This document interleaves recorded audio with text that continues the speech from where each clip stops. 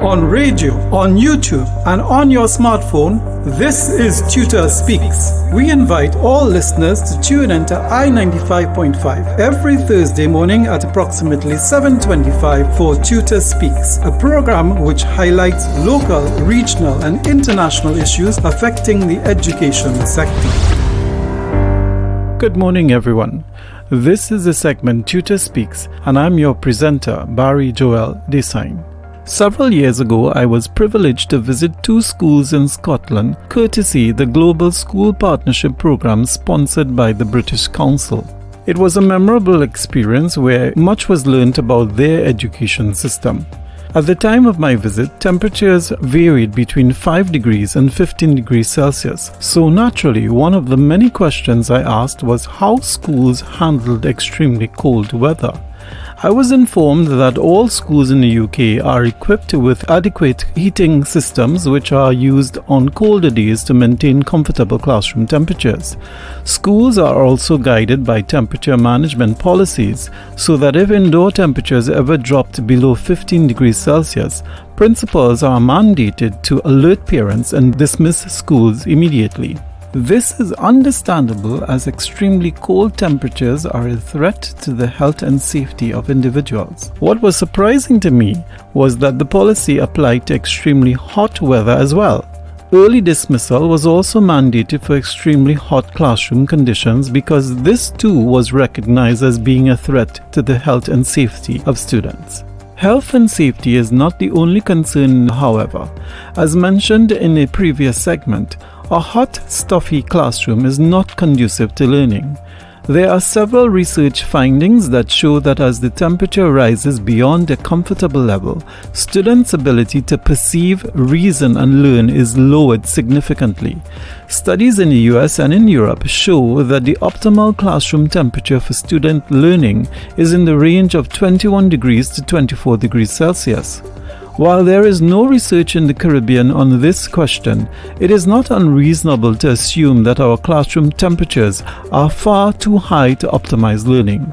Consequently, many of our students are at a disadvantage in this regard. While we appreciate the Minister's recent acknowledgement of the resourcefulness of principals and teachers who have been dealing with high temperatures in schools for decades, past experiences and yesteryear's solutions are not consistent with current realities, nor are they viable. Moreover, existing policies have also hampered the willingness of teachers to assist in the past. For example, some schools were raising funds for air conditioning when Circular Memorandum No. 7 of 2015 was issued. This circular made reference to schools that installed AC units, which eventually resulted in overloading of the electrical infrastructure. It essentially banned schools from using their initiative in installing air conditioning units and major electrical equipment unless permission was received from the Deputy Permanent Secretary.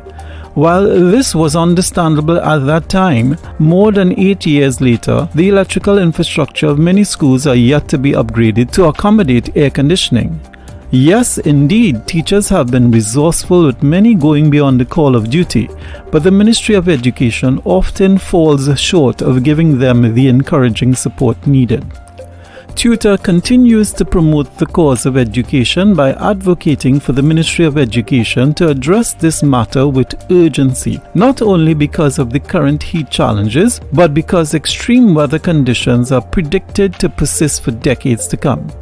A more proactive response from the Ministry of Education is needed in supporting schools with adequate cooling resources and heat management policy guidelines. Consultations with stakeholders are also advisable for seeking long-term solutions, including infrastructural upgrades, installation of water coolers and green energy cooling systems, and ongoing resource management. The provision of a safe and comfortable learning environment is critical to the well-being of students and their education. TTUTA is more than willing to work with the Ministry of Education and other stakeholders to give students the best possible opportunity for their success. You have been listening to TTUTA Speaks. To contact us, please dial 610-3850. That's 610-3850. Or you may email our president at president@tuta.org.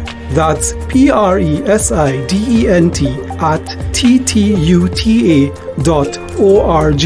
Please don't forget to subscribe to our YouTube channel where recordings of interviews, events, and other materials are uploaded regularly. Like us by giving a thumbs up, hit the notification bell, and subscribe.